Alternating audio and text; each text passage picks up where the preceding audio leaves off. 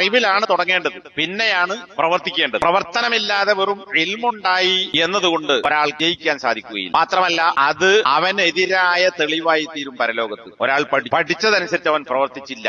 അപ്പൊ ഈ പഠിച്ച അറിവ് ഇവൻ അനുകൂലമാണോ അല്ല എതിരാണ്? എതിരാണ്. കാരണം എന്താ? പഠിച്ചത് പ്രവർത്തിച്ചില്ല. അപ്പൊ പ്രവർത്തിക്കാതെ പിന്നെന്തിനാ ഇൽമ്? ആവശ്യമല്ല. ഇത് വെറുതെ തലേ കയറ്റിക്കാനുള്ള സാധനമല്ല.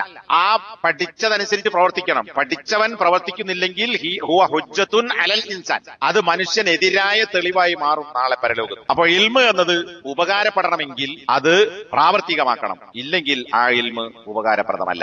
ഇനി ഒരാൾ മൻ അലിമ വലം യഅമൽ, ഒരുത്തൻ മനസ്സിലാക്കി അവൻ പ്രവർത്തിച്ചില്ല, ഫഹാദാ മഗ്ലൂബുൻ അലൈഹി, അവന്റെ മേൽ അവൻ കോപത്തിന് വിധേയമായവനാണ്. യന്നഹു അറഫൽ ഹഖ വതറകഹു അലാ ബസീറ, കാരണം അവൻ ഹഖ് മനസ്സിലാക്കുകയും ആ മനസ്സിലാക്കിയ ഇൽമനുസരിച്ചുള്ള ഉൾക്കാഴ്ച ഉള്ളതോടൊപ്പം തന്നെ ആ മനസ്സിലാക്കിയ കാര്യത്തെ അവൻ അവഗണിച്ചു തള്ളുകയും. എന്നൊരു കവിത കൊടുക്കുന്നുണ്ട് ഇവിടെ. വആലിമുൻ ബിഇൽമിഹി ലം യഅമലൻ മുഅദ്ദബുൻ മിൻ ഖബ്ലി ഉബ്ബാദിൽ വതൻ, ഇൽമനുസരിച്ച് മനസ്സിലാക്കുകയും പക്ഷെ അതനുസരിച്ച് പ്രവർത്തിക്കാതിരിക്കുകയും ചെയ്ത ഒരാൾ, അയാൾ വിഗ്രഹത്തെ ആരാധിച്ചവർ ശിക്ഷിക്കപ്പെടുന്നതിന് മുമ്പ് ശിക്ഷിക്കപ്പെടും. ഇൽമുണ്ട്, ഇൽമനുസരിച്ച് പ്രവർത്തിക്കുന്നില്ല, അയാൾ വിഗ്രഹാരാധകർ ശിക്ഷിക്കപ്പെടുന്നതിന് മുമ്പ് മുഅദ്ദബുൻ, അവൻ ശിക്ഷിക്കപ്പെടുന്നവരാകും. ഇന്ന മിൻ അവ്വലി മൻ തുസഅറു ബിഹിമുൻ നാർ യൗമൽ ഖിയാമ ആലിമുൻ ലം യഅമൽ ബിഇൽമിഹി, ആദ്യമായി ഖിയാമത്ത് നാളിൽ നരകത്തിലെ തീ തുസഅർ കത്തിജ്വലിപ്പിക്കപ്പെടുന്നത് ആർക്ക് വേണ്ടിയാണ്? ആലിമുൻ ലം യഅമൽ ബിഇൽമിഹി, പഠിക്കുകയും പഠിച്ചതനുസരിച്ച് പ്രവർത്തിക്കുകയും ചെയ്യാത്ത ഒരു ആലിം,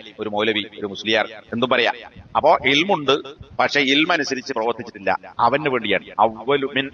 അവ്വലി മൻ തുസഅറു ബിഹിമുൻ നാർ, ഇവരെ കൊണ്ടാണ് ആദ്യം നരകം കത്തിക്കപ്പെടുന്നത്. അപ്പോ ഇൽമിനോട് ചേർത്ത് പറയപ്പെടുകയും നമ്മൾ സ്വീകരിക്കുകയും പ്രവർത്തിക്കുകയും ചെയ്യേണ്ട കാര്യമാണ് അമൽ. ഇൽമ് അമൽ, അറിവ് പ്രവർത്തി. പ്രവർത്തനം എന്ന് പറയുന്നത് അറിവിന്റെ ഫലമാണ്. അപ്പൊ നമുക്ക് ഇൽമുണ്ട് പക്ഷെ പ്രവർത്തിയില്ലെങ്കിൽ ഒരു കായ്ക്കാത്ത മരം പോലെയാണ്. ഒരാളൊരു മരം പോലെ ഇങ്ങനെ വലുതായി ഇലയും കായൊക്കെ ഉണ്ട്, ഇലയും പൂവൊക്കെ ഉണ്ട്, പക്ഷെ കായ കിട്ടുന്നില്ല, ഫലം കിട്ടുന്നില്ല. അതുപോലെയാണ് അമൽ ചെയ്യാത്ത ഒരാൾ. അപ്പൊ നമ്മുടെ അമൽ എന്ന് പറയുന്നത്, പ്രവൃത്തി എന്ന് പറയുന്നത് ഇൽമിന്റെ ഫലമാകും. ഇനി പഠിക്കാതെ പ്രവർത്തിക്കുക, അത് പറ്റുമോ? അതും ശരിയല്ല.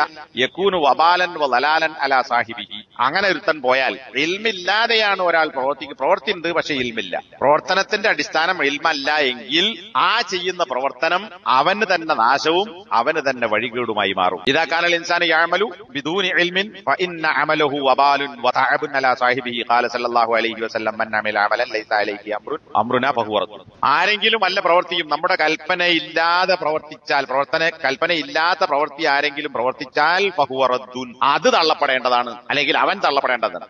അവനെയും അവന്റെ അമലും രണ്ടും മർദൂദാണ് അർത്ഥം. കാരണം ഇൽമില്ലാതെയാണ് പ്രവർത്തിക്കുന്നത്.